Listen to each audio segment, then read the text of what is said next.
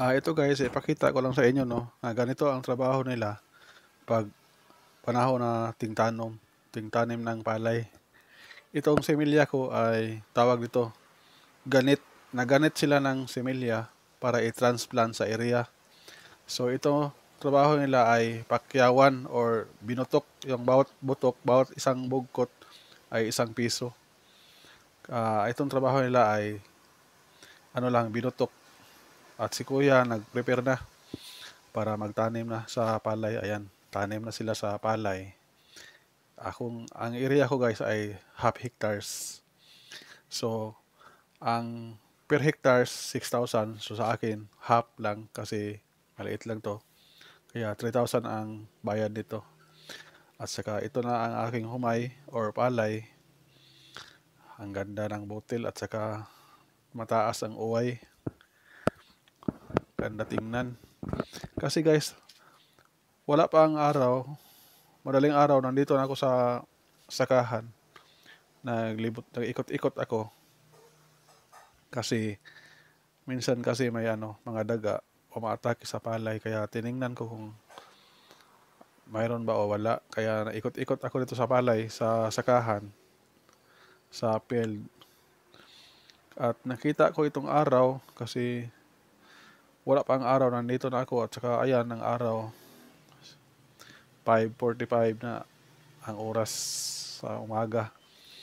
Maganda ang palay guys. At saka dasok.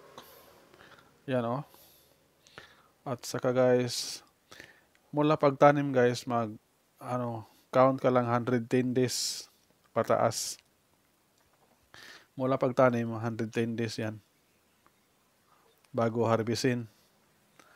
At saka pag ganito na ang edad guys, ito, nagdilaw-dilaw na yung mga palay. Kaya pinaharvest ko na nagtawag ako ng harvester.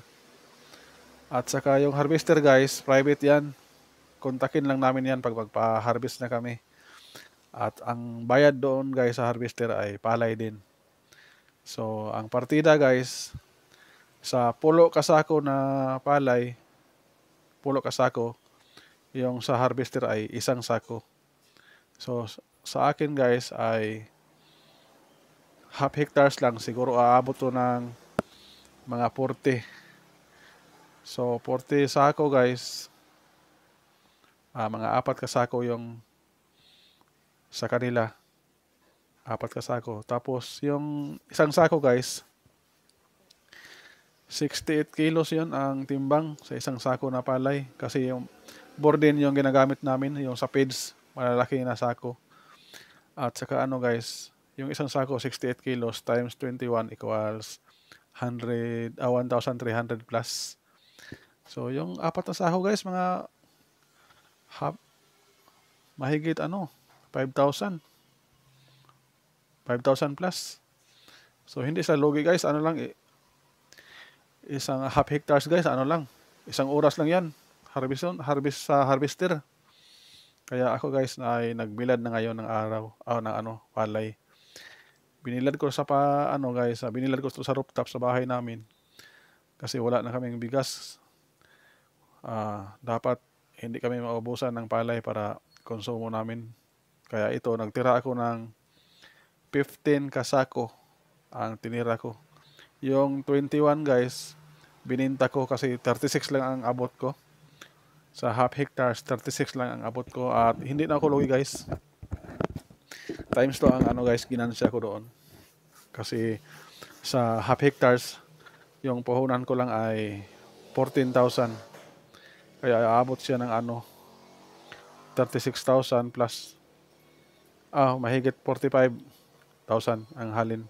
Kaso lang nagtira ako ng 15 pang konsumo namin para hindi na kami bumili ng bigas. Pag matuyo na ito guys, ay akin itong ipamiling. Pamiling ko ito sa milling dito sa amin. Sa amin lang, malapit lang. At saka masarap ito guys dahil bagong ani, masarap ang kanin. Ayan guys, kaya sinusugkay-sugkay ko kasi para mabali yung sa ilalim, mas taas naman, at saka yung sa taas mailalim naman para mabilis matuyo. Ganyan ang pag-dry ng palay. Ganyan. Tapos guys, magbantay lang tayo kasi minsan bumubuhos ang ulan. Kaya tumingin-tingin tayo sa ulap. Kung maraming ulap, dapat itong palay ay atin ang iligpit na natin para hindi mabasa sa ulan. Hindi ma-damage. Yan guys. Ito guys ay malapit na ito matuyo. At bukas siguro pwede na ito ipamiling. Tingnan ko ang kalangitan kung tulad ganyan guys. Ulan yan. Ilang